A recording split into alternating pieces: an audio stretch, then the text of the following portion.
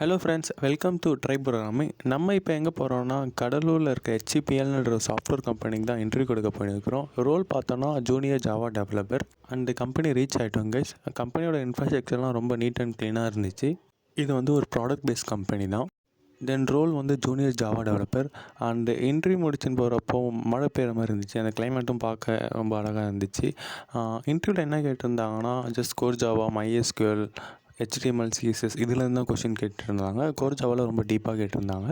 எஸ்கியூவில் வந்து ஜாயின், தென் foreign key, primary key என்ன difference இந்த மாதிரி தான் கேட்டிருந்தாங்க. தென் HTMLல வந்து டேக் ரிலேட்டடாக கொஷின்ஸ் கேட்டிருந்தாங்க.